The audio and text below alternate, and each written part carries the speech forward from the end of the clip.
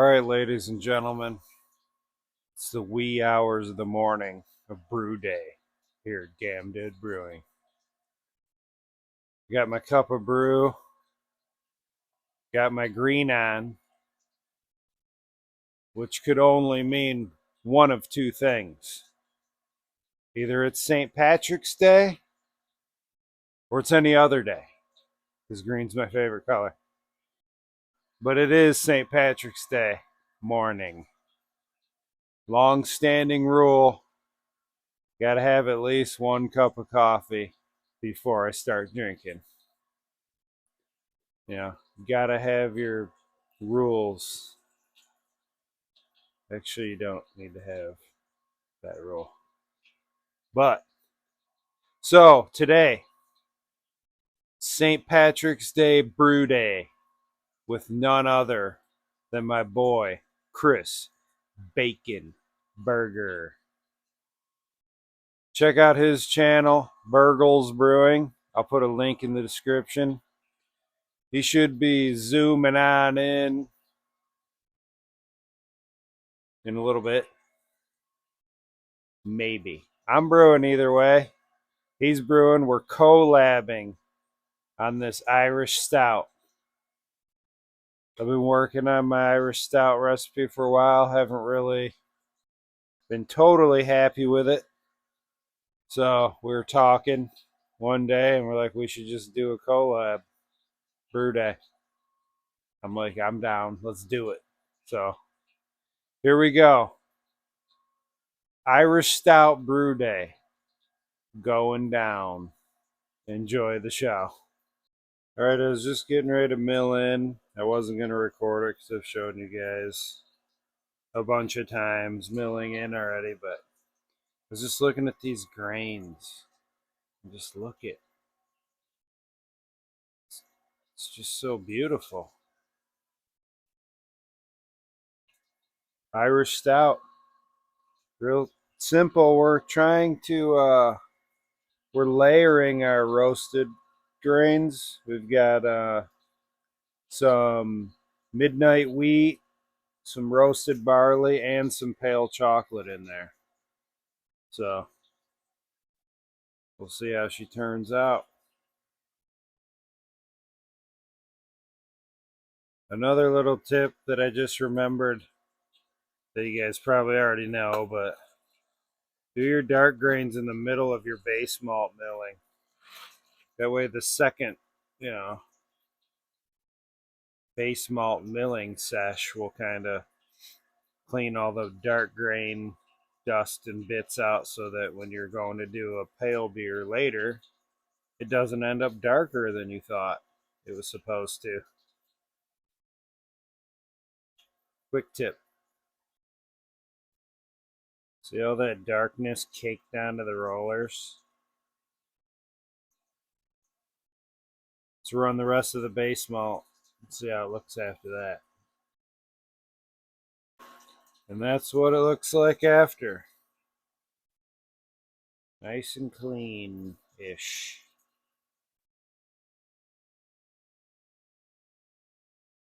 All right, let's get mashed in.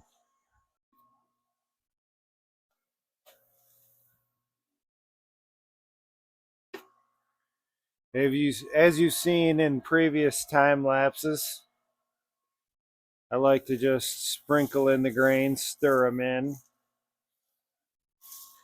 I've noticed that a lot of the other brewing channels that I watch, especially like over in Europe and stuff, they do a lot of underletting.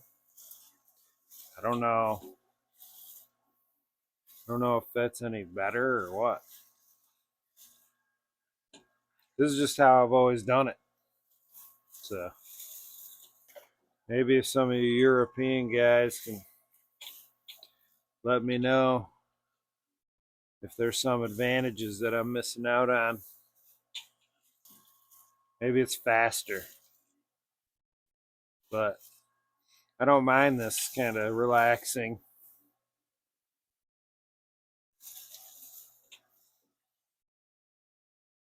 You know.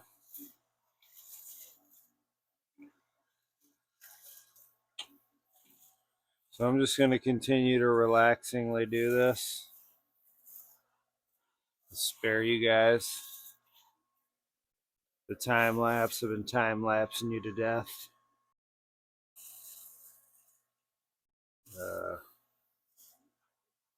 Yeah, we'll check back in with the next step. All right, we're all mashed in. It's a meditative mashing in session complete. You're back on the garage door cam, getting it all stirred in and let the grain get all hydrated.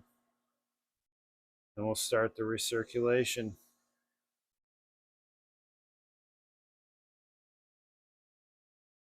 Holy Toledo. The garage sure looks like a mess in the background. Don't mind that. It's embarrassing.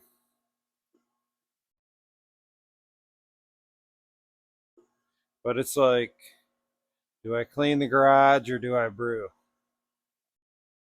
Come on. I'm brewing. We'll clean the garage when all the fermenters are full and the weather's better.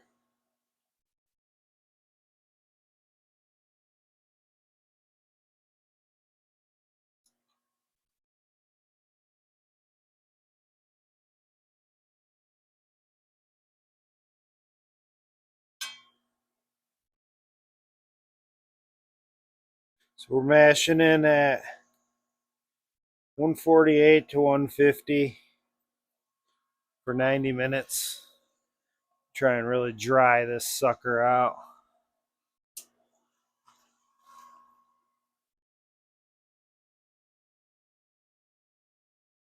There we go.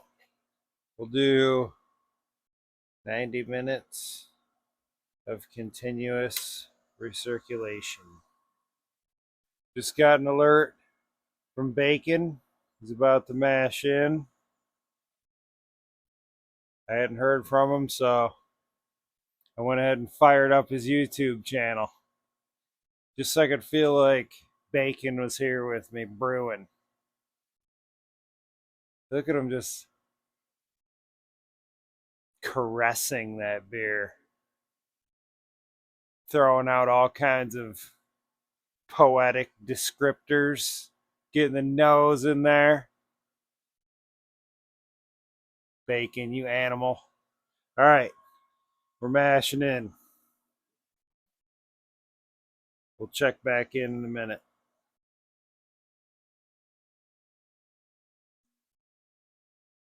Still recirculating nicely.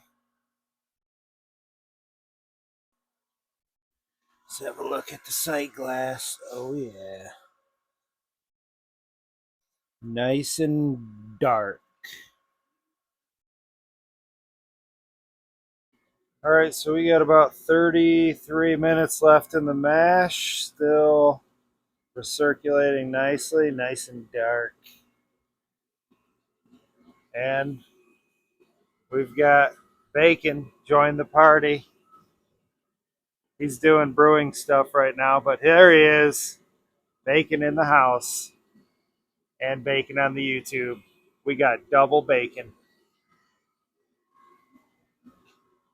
All right, we'll check back in with sparging in a few, as in 33 minutes. All right, about to start the fly sparge. We've got about 1.5 ounces Magnum in there for first wort hopping and this dry Irish Stout.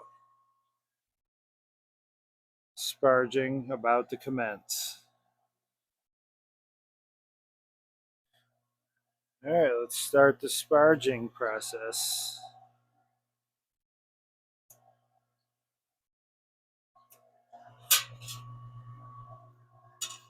Just like before, we'll grab a ladle's worth. grain bed's already set, so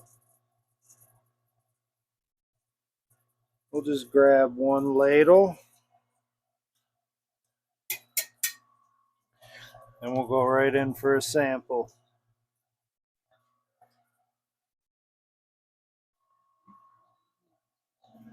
Set my stopwatch.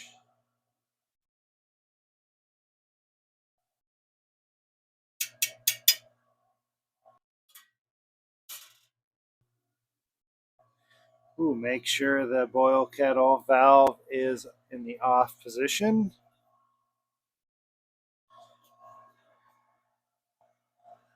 Commence spargage.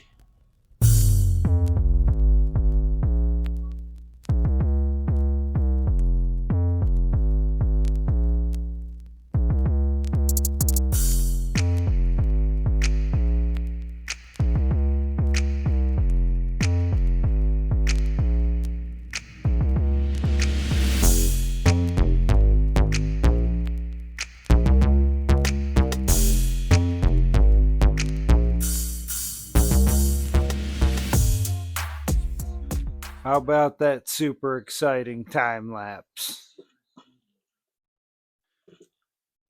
About to come up to a boil here. And that's where we're at. Waiting for the boil. All right, we've settled into a nice rolling boil. Time to scoop out the mash tun. And yeah, there's not really much else going on with this one, letting her boil. We got some 10-minute yeast nutrient additions, but other than that, just watch her boil. All right, people, we're checking in here with just a few minutes left in the boil. Then we'll start the whirlpool chilling action with the Jaded. 3 minutes to go. Bacon's finishing up on his end. He's down to 68. He's already chilled. So all in all, so far, a good brew day. But we still have a little bit of time for me to mess it up. Stay tuned. All right, folks. We're chilling. We're whirlpooling. We're at 199 and dropping.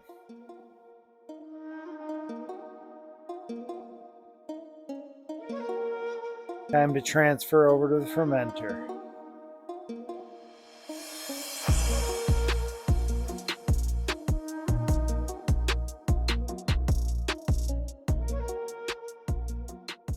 And there we are, folks, all transferred over. There's a nice little cone of hot and cold break, I guess, in the middle. We got full fermenter. Up next, we're going to drop the tilt in there. Then we're going to pitch.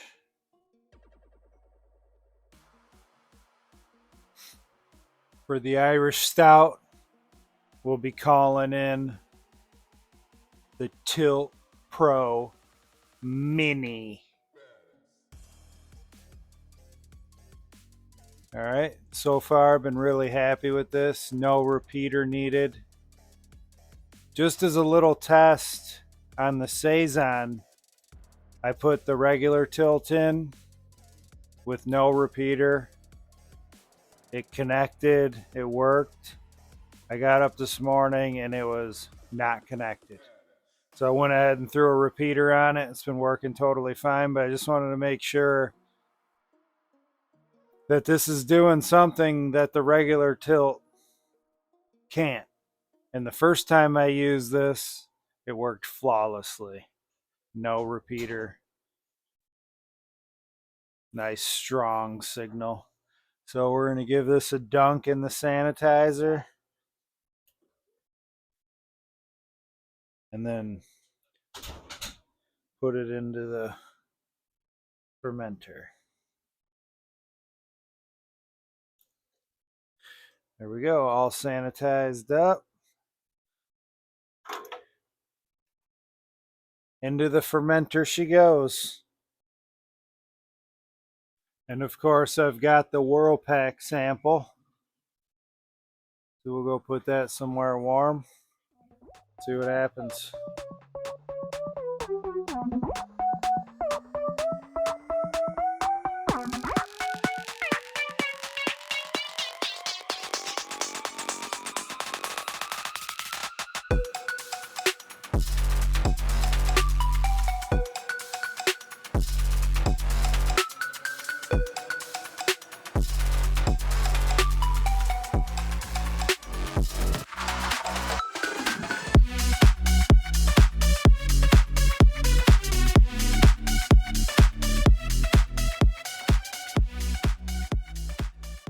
All right, folks. Wow. What an amazing brew day with bacon. It was just everything went off without a hitch. It was awesome. Irish Stout hit my numbers perfectly. Well, not perfectly. But pretty much hit my numbers within a couple points. It all went great. Oh, except for when I went to pitch the yeast, my microphone died. So you'll see if I did some voiceover work in there. Nope. But yeah, good brew day. Everything went awesome. Bacon had a good brew day. We're going to let these beers finish up, and then we'll probably do a Zoom tasting or something. Maybe we'll send each other some beers. They should be pretty much the same. But look forward to that fun and excitement. Other than that, go ahead and support your local homebrew shop. Hit up your local brew pub for a couple pints. Today, like I said, is St. Patrick's Day, so I'm going to start drinking. I got all my cleanup done. I'm ready. So let's start drinking, everybody. Cheers.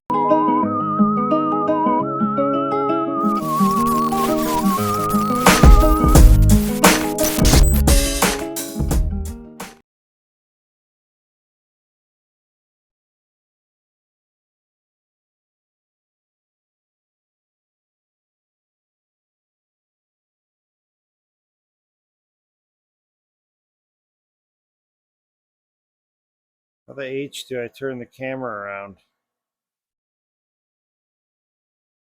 There we go.